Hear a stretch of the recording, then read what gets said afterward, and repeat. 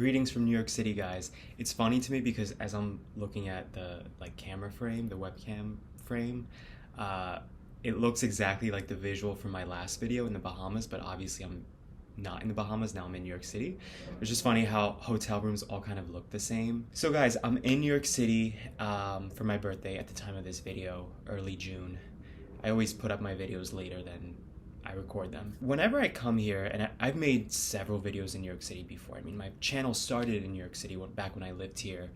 I spent most of my 20s here, and I officially left in the beginning of 2018, which was, I want to say that's basically when I started this channel, right as I was preparing to leave New York City.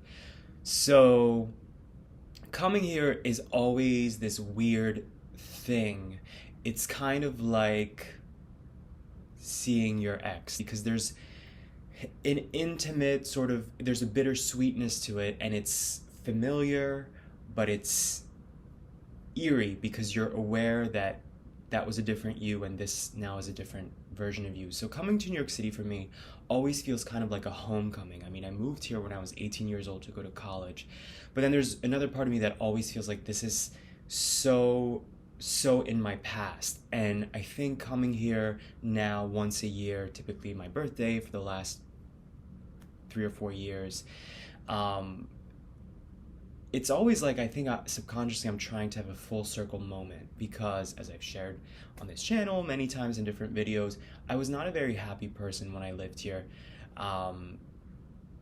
Sometimes it's like you have to leave a situation, I think, to like physically move, to have a full scope and understanding of what that time in your life was, if that makes sense. And I feel like now that I've been out of New York for so many years, and I spent most of my formative years here as a young adult, I realized just how unhappy I was when I lived here. So coming here, there's always this desire to have a full circle moment of like completing the chapter, completing the story.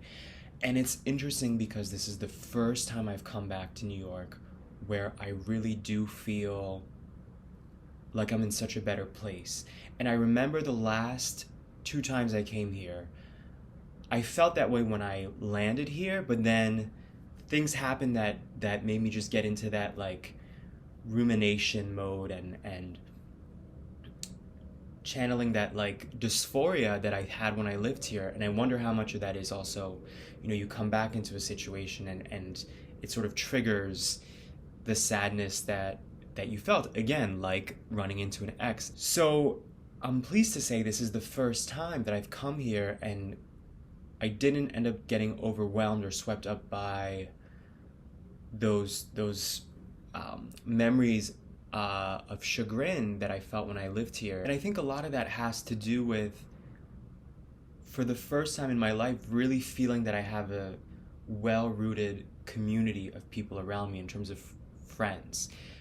You know, as I mentioned, coming here for me is always like a homecoming, in that I have roots here, and I have friends here that I've had now for several years. So there's a solid group of people who I know in New York, but this is the first time that also people from my newer life, you know, this newer chapter of living in Miami, friends that I've made over the past 6 months, several of them reached out to wish me a happy birthday and ask me about my trip in New York. And it's been this beautiful, like, you know, old world meets new worlds. And I think a lot of my sadness when I lived in New York revolved around just feeling kind of invisible and feeling very lonesome.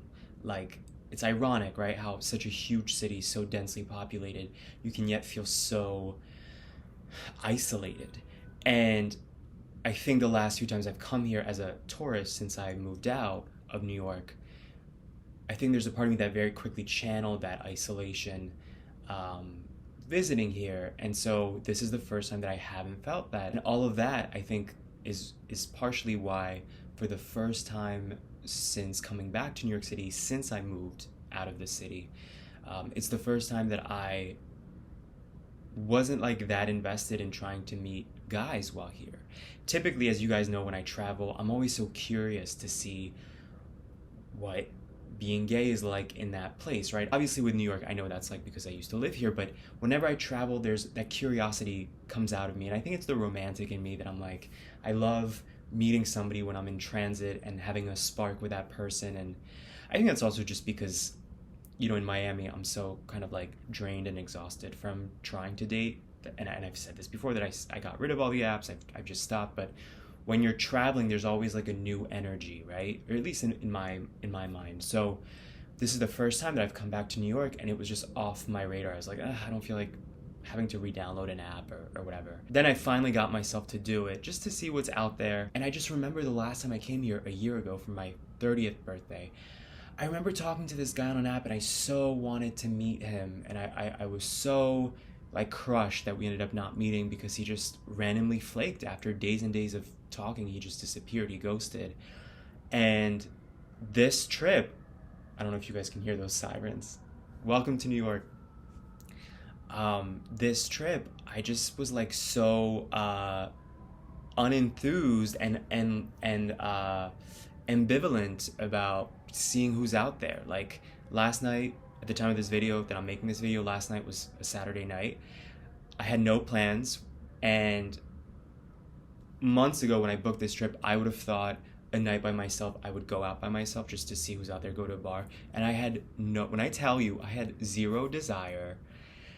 And maybe this is also just getting older and being in my 30s now, but I had dinner by myself in the Village out on this terrace. It was perfect. I had a drink by myself, and then I was like, I'm gonna go to Magnolia Bakery, get some of that banana pudding that they have that's classic, and I'm gonna bring my ass home and go to sleep. And that's exactly what I did, and I was so content in my bed, in bed by midnight.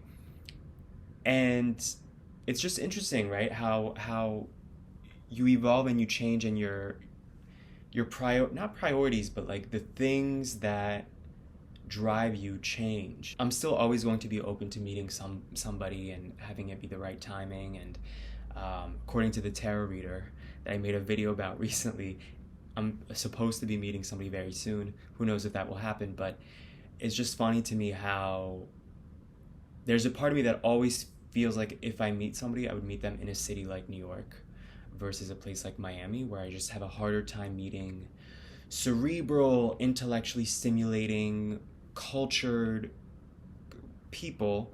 But yet here I am in New York, and I've just been with friends, exploring by myself, and other than that, just like reminiscing and doing my own thing without this desire to connect with someone. Side note, my dyed hair here, these highlights have now fully grown out, and you see all my roots, my jet black hair from underneath creeping up, and I actually kind of love like the blending of it all. I just like, who knew that I would like having hair so much? I've never had my hair this long.